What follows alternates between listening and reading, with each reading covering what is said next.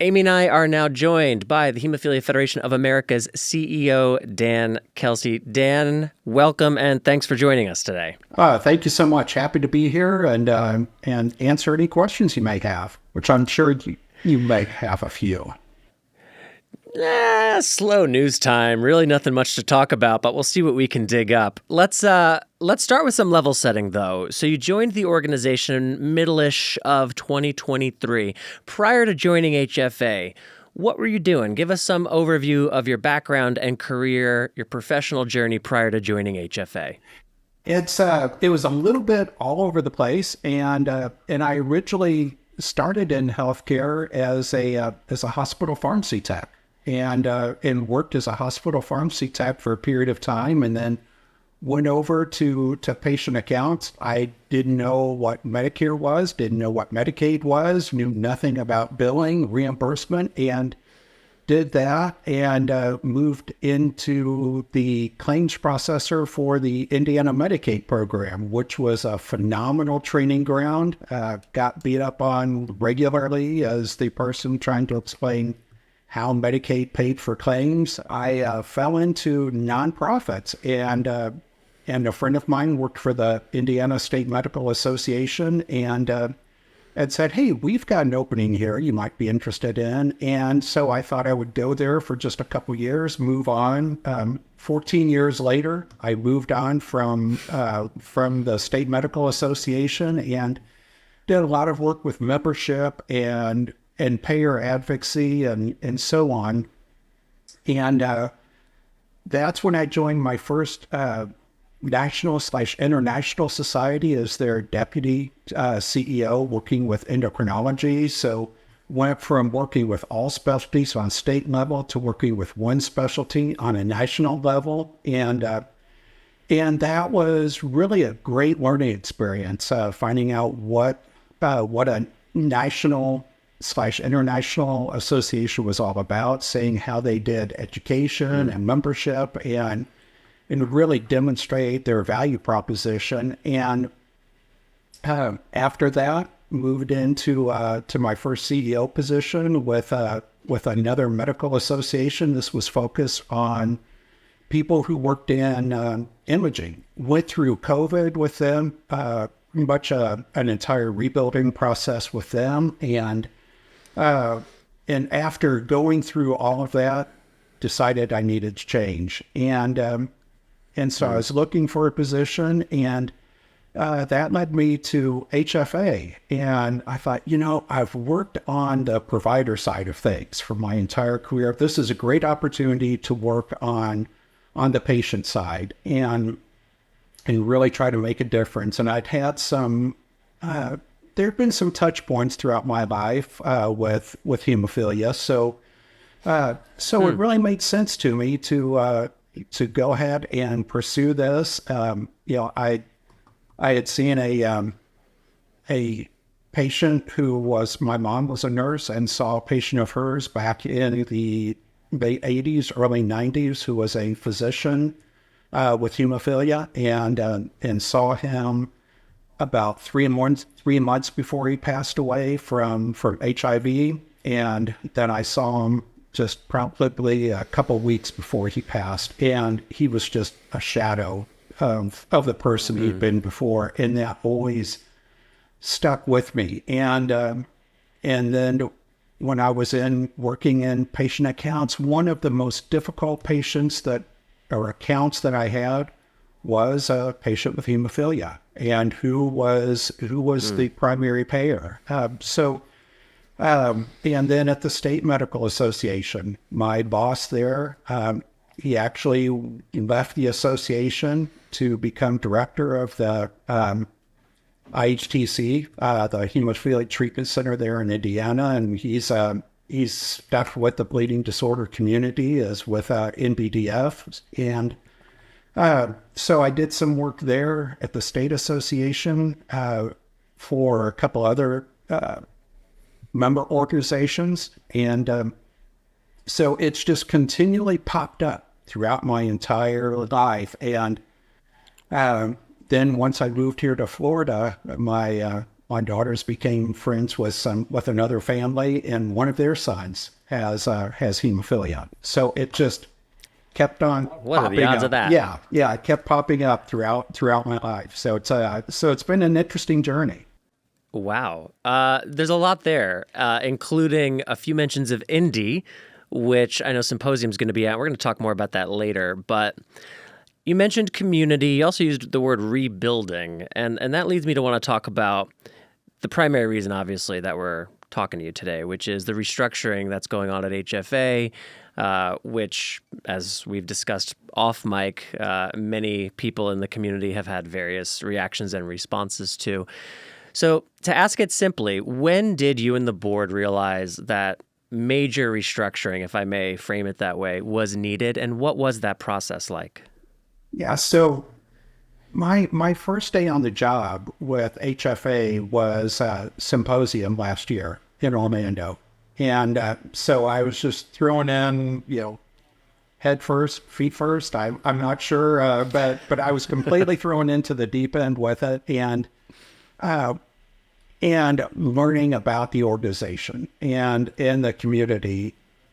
Then one of the things that I had to continually work on was just getting some clarification around where we were financially, and really trying to get some clear insight into our different revenue sources because of the changes in leadership that HFA had experienced, and the resulting changes at accounting firms and so on.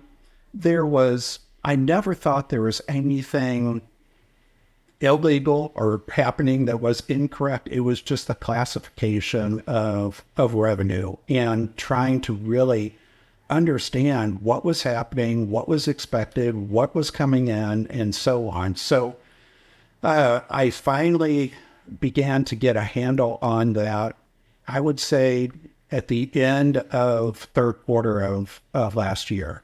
And that set me up to start work on the budget. And as I was working through the budget and doing some projections for 24, that's when it became apparent that that the board was going to have to make some difficult decisions, whether that was to accept a extremely large deficit for the budget, which I've never presented before to a board,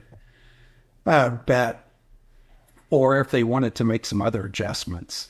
And so what happened was I presented the board with the initial budget based on everything that we had in place. And that deficit would have been about $1.8 million for 2024. And this was on top of we're looking at a loss of about $1.2 million for 2023.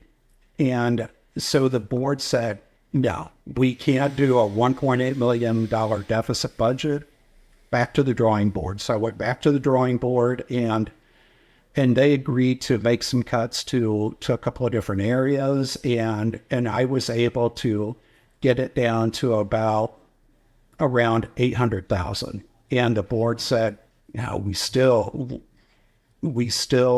can't pass this on to the next board. We can't. They made a really, really tough decision of trying to set a budget that was acceptable, and they asked me to go back again. And I said, the only areas I have left to make reductions are in staffing.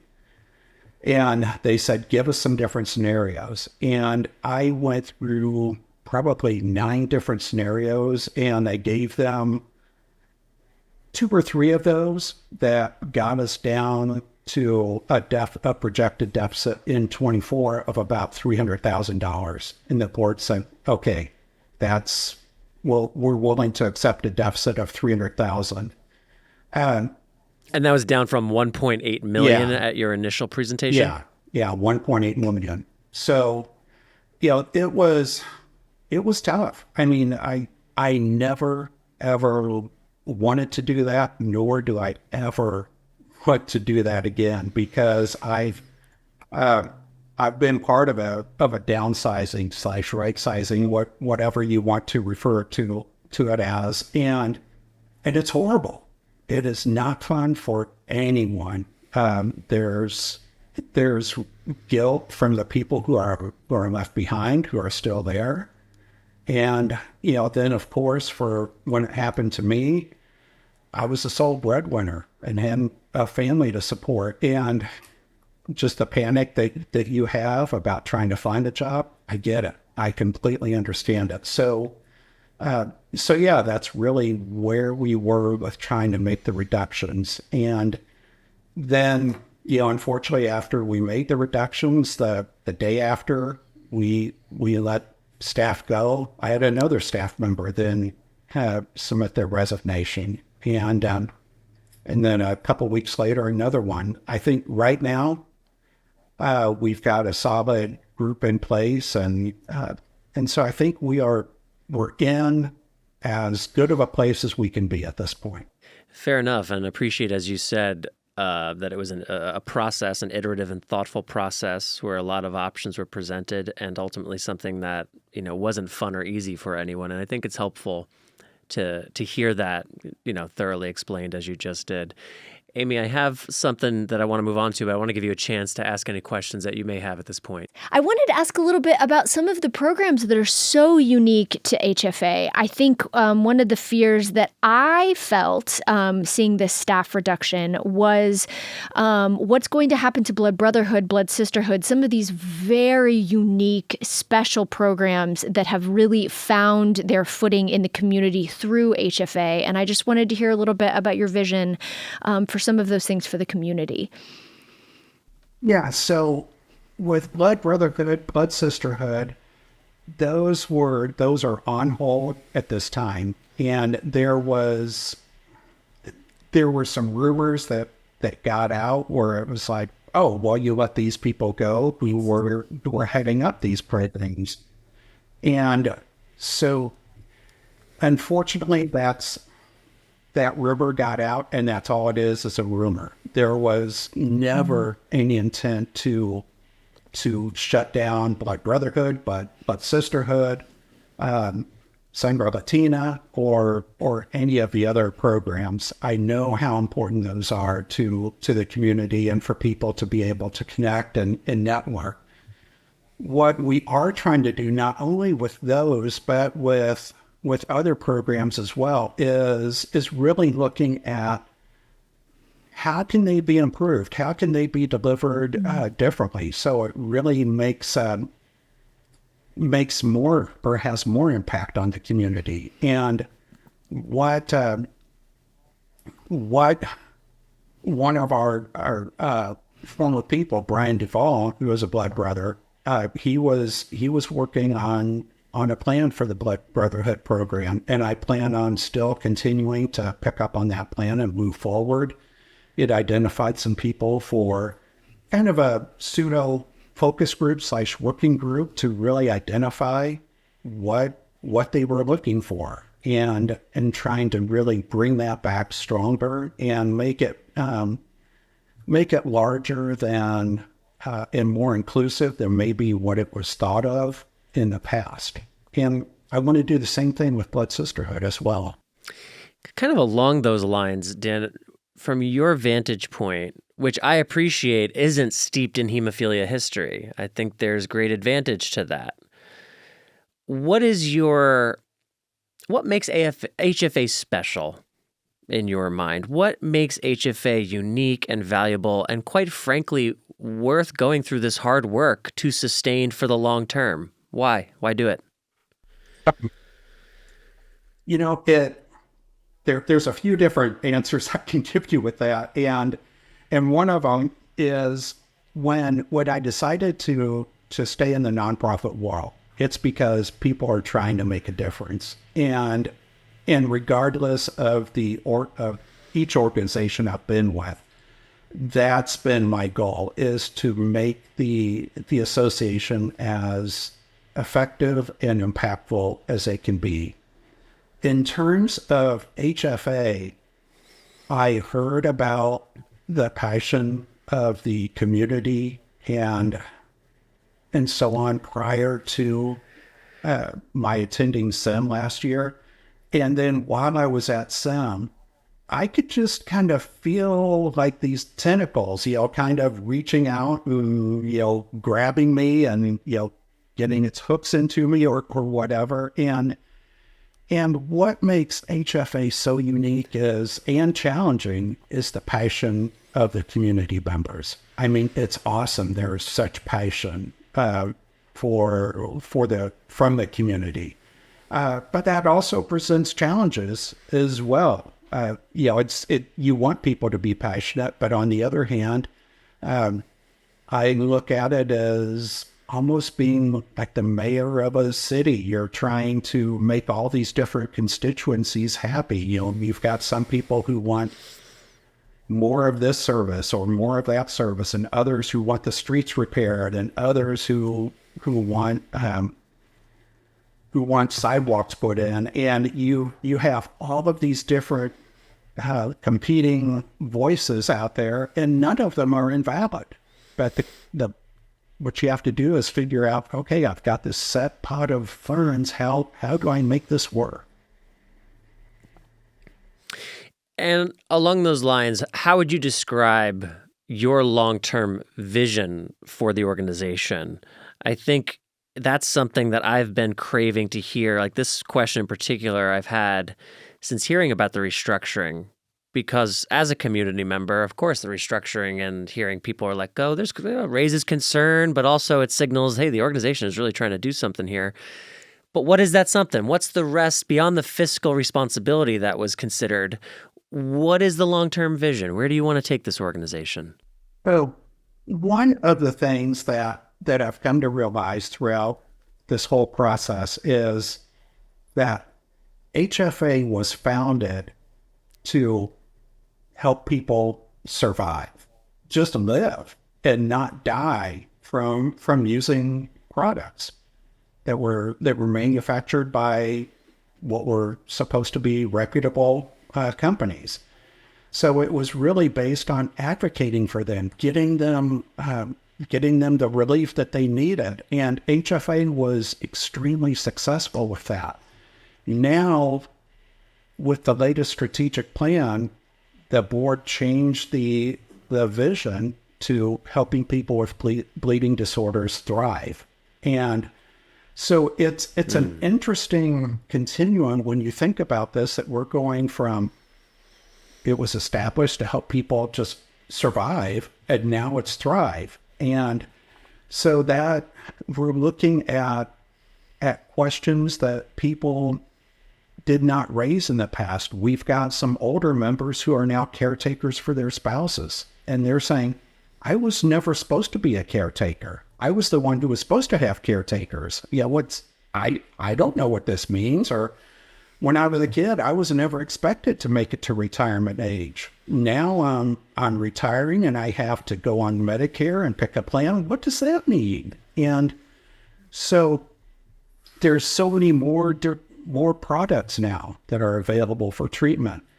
And what I'm seeing is, in light of all of that, over 30 years, HFA has about 5,000 unique people in our database. But if you look at the CDC stats, then you see that there's about 30,000 people across the nation that have either A or B. And I'm thinking, over 30 years, HFA has a database of about 5,000 people. How many of those people are we actively serving? How can we increase that total to 10,000, 15,000 people?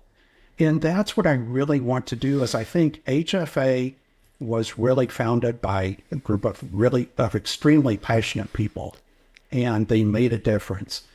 And they were focused more on serving the individual, and nothing at all wrong with that. That's how a lot of nonprofits start.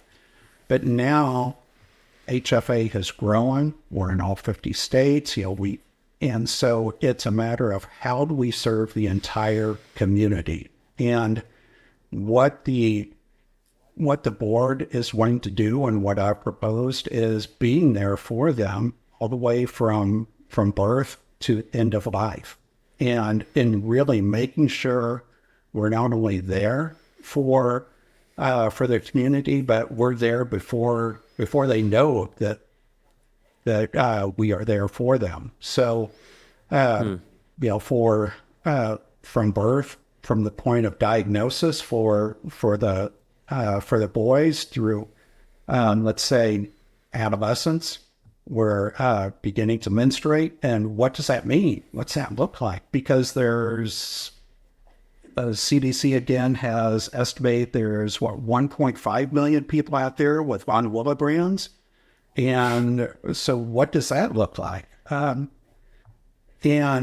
trying to make sure that we're there for them. And, then also for those who are looking at having a family.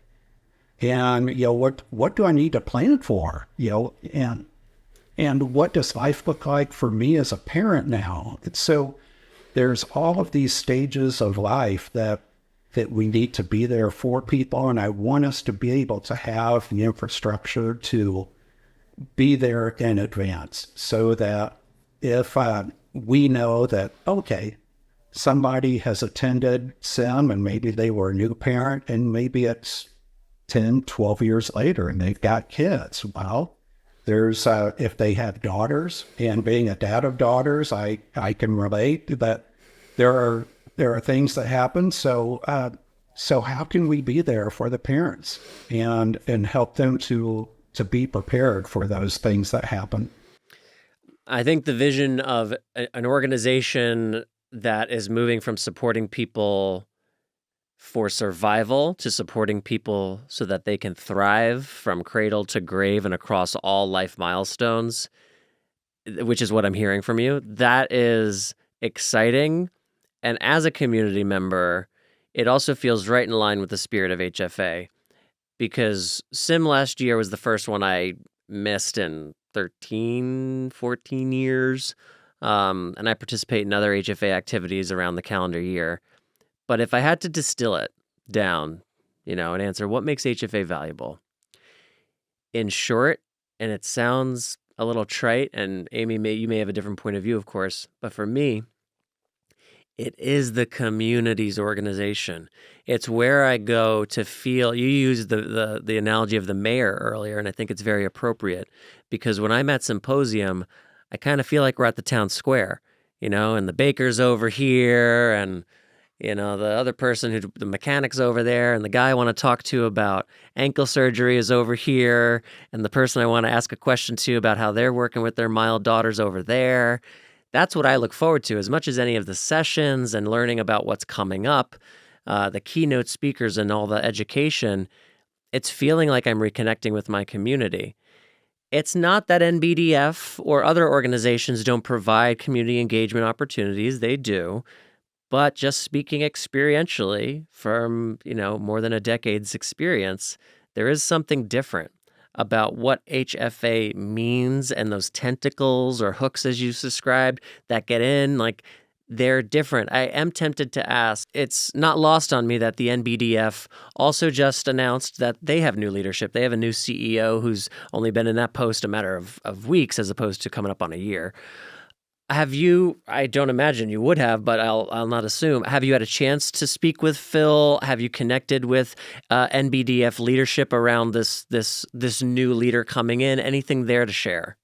We have not yet connected with him. And in fact, I received word today that the new CEO wants to connect with me prior to SIM, which was great for me to hear, because I think historically it was a case of, HFA can reach out to NBDF when it's convenient. So I think that I'm looking forward to meeting with the new CEO and having a chance to find out ways that we can definitely complement one another. That's great to hear. Again, and Amy, I'm sure you can speak to this too from the advocacy side of things and just from being, a piece of the furniture in this community for long enough now. The historic relationship between HFA and NBDF, in my experience anyway, has always left me wanting more opportunities to do more together to help each other on joint initiatives. So I'm encouraged to hear that perhaps on both sides there's a little more willingness to explore that than there has been historically. And I will say over the past, I would say 10 years, the two organizations have worked really well with public policy and advocacy issues. There's strong communication between those two departments. So to further, continue kind of our presence on the Hill, especially when some of these big, things that are affecting our community are coming up, that will just continue to thrive. So I'm excited about that. So let's now wrap up talking about Symposium, which is in Indianapolis. I didn't quite put together, I'm sure it's sheer coincidence that you have this Indianapolis pieces to or Indiana anyway, background. April 11th to the 14th, this is HFA's 30th year in existence. What can people expect from Symposium 2024? Well, as you said, Patrick, the one thing that is not going to be missing is the community aspect. I mean, we get it. That's the one thing, like you said, that I've learned is the focus is still going to be on community. And so with this being our 30th anniversary, we plan on having a history timeline and really updating things from what we did in our 25th anniversary. And we've got a sub work group working on updating our history timeline and providing some information and potentially items to really illustrate the 30-year history of HFA. There's going to be a presentation on 30 years of advocacy of HFA. So I think that's going to be really interesting for people to hear, going back to Ricky Ray Act and so on, and then bringing it forward all the way to today with copay accumulators and so on. So I think that's going to be fun. And then we're really just trying to make sure that this is an outstanding meeting for everyone. And we're looking forward to sharing the experience. I know with all the changes, some of the frustration has been, well, why aren't you saying any details about this program or that program? That's because everybody within HFA right now is 100% focused on Symposium, making sure that it comes off without a hitch and we have a great event. So I am looking forward to it. I think it's going to be a great meeting, and plus we've got this producer who's going to have this movie premiere there that I've heard about, and so really looking forward to that. I've watched the trailer for On the Shoulders of Giants, and I think it's at least from the trailer, it looks like it's going to be an excellent movie to watch. It will be, and Amy's put in a tremendous amount of work on that. And I will say, and listeners have heard me say this before, so I'll try to be quick about it, but this project came about directly from HFA Symposium. In fact, it was leaving a symposium session 2 or 3 years ago that Jane Smith at Santa Fe, and a longtime community member whose father had hemophilia, whose adult son has hemophilia, she and I leaving a Lest We Forget Remembrance ceremony, wiping away our tears, saying, yet again, we have to do something meaningful that really captures and elevates the stories of this generation before we lose all the storytellers from that generation. And it was at that day we decided, okay, no more we have tos. We're leaving this meeting. And this is part of the benefit of Symposium, right? We're leaving this meeting committed to figuring it out. And here we are 2 years later, and now we get to bring it to Symposium. And I think it's going to be, I will be surprised if it's not one of the things people leave Symposium talking about. I'll put it like that. So thank you for the opportunity for us to bring this there, because that is where it belongs. It is where it belongs, for sure. Great. And I am, like I said, I'm looking forward to it. And just based on the trailer, I think it's going to give people a new perspective on things. So looking forward to it, definitely. Well, Dan, so appreciate your time and your willingness to come on and talk to us about what's going on and Symposium. And please, going forward, consider us an ally, a partner. If there are things HFA wants to make sure reach as many community members as possible or want reinforced in a certain way, Bloodstream is here to serve the community. So we're on the same team in that regard. We'll certainly reach out when we think appropriate to do so, but never hesitate, you or your staff, to reach out to Amy or I or Keith, and we'll set up time to discuss whatever it is we got to discuss. All right. Sounds great. Appreciate it. Thank you.